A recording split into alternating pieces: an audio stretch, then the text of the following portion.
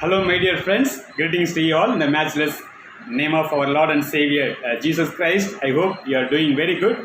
By God's unfailing grace and mercy, we are also continuing in the service of the Lord.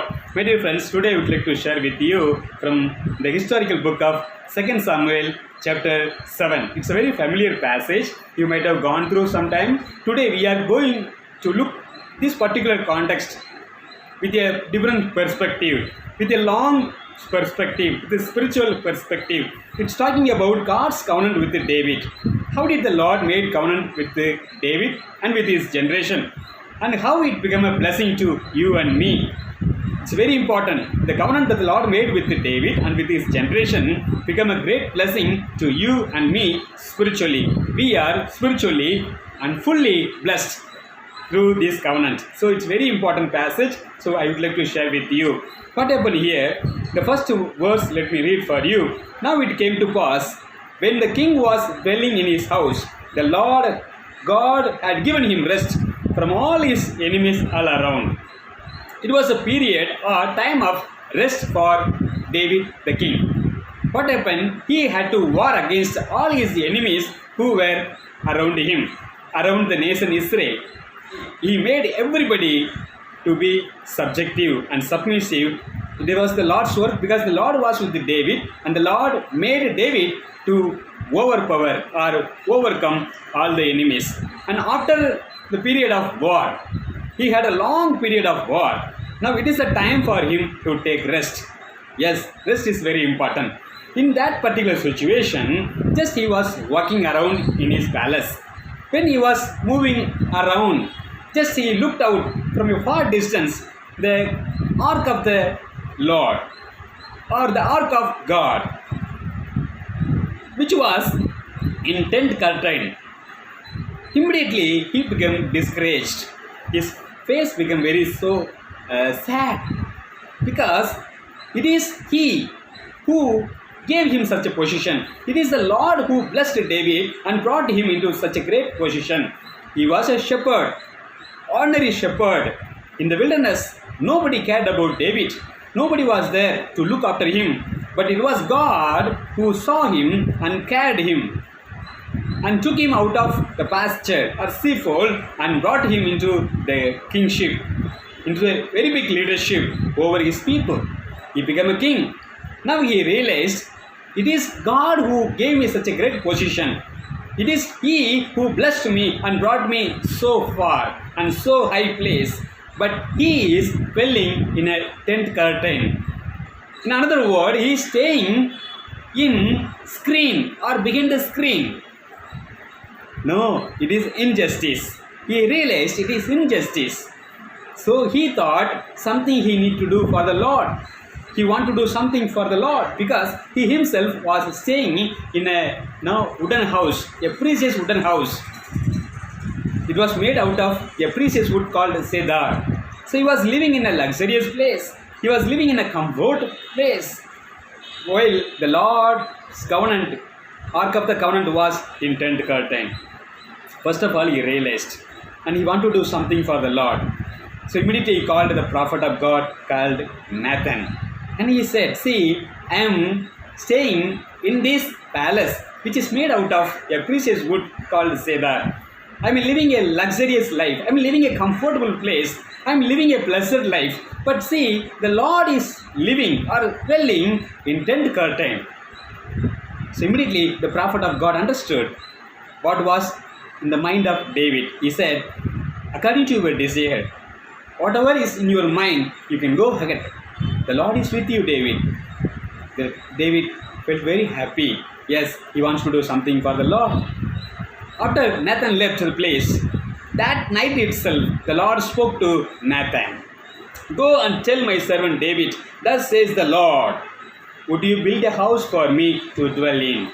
The first question the Lord asked to ask David,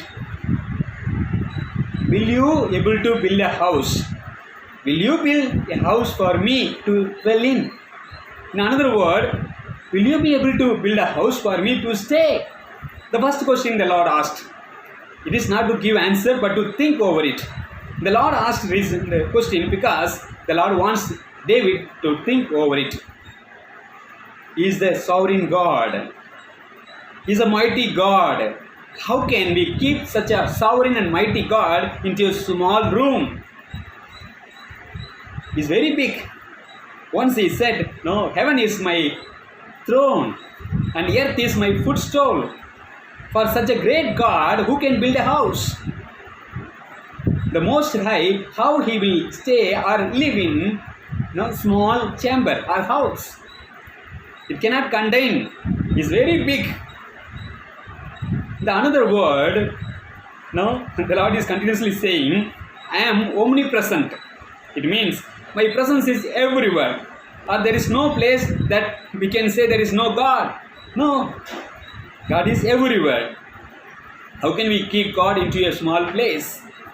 Now in other faith, people believe that their gods and goddesses are in particular rooms. They lock the room and then they put the key into the packet and go back. In order to keep those gods and goddesses in that particular room, they used to do some mantras. Then finally those gods and goddesses stay in that particular room.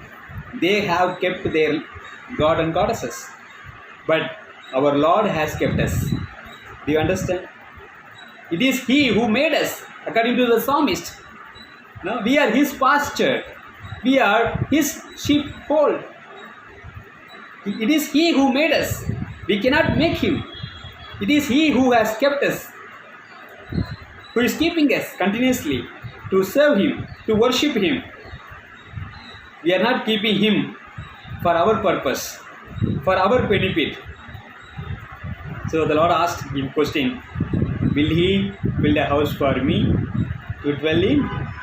And then continuously the Lord says, for I have not dwelt in a house since the time that I brought the children of Israel up from Egypt, even to this day, but have moved about in a tent and in a tabernacle. The Lord is saying again here, since the day I brought them out of the slavery house, or house of bondage, Egypt, so far how many years have passed? I have not dwelt in any house, but I was walking with you. I was walking with them. I was moving around them. In another word, the Lord wants to dwell among us. The Lord wants to dwell among us where 2 or 3 gather in His name. Wherever God's name is being glorified, God is there. God is there. So God wants to stay among us. God wants to stay in our midst, not in somewhere in a room, or not somewhere in church, or not in somewhere in temple. The Lord wants to stay with us, my dear friends. The Lord wants to stay with us. Now, other religious faith, people want their gods and goddesses to be in somewhere, very far from them. But our God do not want to stay in mountain. Our God do not want to stay in Jerusalem. Our God do not want to stay in a very big church. He wants to stay in our hearts. So that's why the Lord said, I was walking with you. I was moving about it, with you. I didn't ask anyone, please build a house for me. Build a house of cedar for me. But the Lord asked, did I ever ask? The Lord had appointed different judges or rulers over His children, Israelites. But He had never asked any of them build a house for Him. Do you know why? Do you know why? The Lord has no interest dwelling in any of the rooms. He cannot stay. The room cannot contain Him. He wants to stay in our hearts. He wants to stay with His people. The Lord wants to stay with you. My Samaritan woman said to Jesus, you people are worshipping in Jerusalem. Now we are from very long generation. We are worshipping in this mountain. Jesus said, women, I tell you, times are going to come that people will be worshipping the Lord, God, in all the places, everywhere, because the Lord is Spirit, and those who are worshipping Him also should worship Him with the truth and spirit. The Lord said, no, the Lord will not stay in Jerusalem. The Lord is not going to stay at mountain. He wants to stay everywhere, wherever His people are glorifying Him. We also want to do something for the Lord, something great for the Lord, for the kingdom of God. God is so happy, He is appreciating us. He is not rebuking us, or He is not scolding us. He is so happy about it. At least some person is thinking about me. At least some person has some concern for me. During those periods, there were other prophets of God. There were other people who were godly and pious. But no one thought about the Lord was dwelling in tent. But David thought. He was not selfish, my dear friends. No, he was such a godly person. He was having more concern for the Lord. The Lord should be blessed. The Lord blessed me. I should bless the Lord back. The Lord appreciated him. Not only the Lord appreciated him, the Lord made a covenant with David. The Lord made a covenant with David. See verse 11, the last portion, let me read for you. Also, the Lord wants to communicate this message to David through Nathan the prophet. The Lord said, also the Lord tells you that He will make you a house. He will make a house for you. Go and tell to my servant David, he has a special concern for me, so I also have a special concern for my son David. You go and tell him that I will build a house for him. Was David on the platform? No. Was David on some streets? No. He was living in such a luxurious and comfortable palace which was made out of a precious wood called cedar. Such a high place he was staying. But the Lord here is saying, I will build a house for you. Why? Let me read continuously so that you will understand what is the meaning of this particular passage and what was the covenant that the Lord made with David. When your days are fulfilled, when you are completing your years on this earth, your days on this earth, you rest with your fathers. You are going to die and take rest with your fathers. I will set up your seed after you, who will come from your own body, and I will establish his kingdom. First the Lord said, I will build a house for you. Then the second covenant that the Lord made with David, I will establish your kingdom forever. How? By the seed which is going to come in your generation. I am going to set up a seed. I am going to set up a person from your generation who will rise up and build a kingdom. In that kingdom, I will establish your generation. And the kingdom will be unshakable. The kingdom which cannot be shaken. The kingdom that cannot be movable. It's an immovable kingdom. I am going to rise up from a person who comes in your generation. Whom the Lord is talking about? Let me read another verse so that you can understand very clearly. He will build a house for my name, and I will establish the throne of his kingdom forever.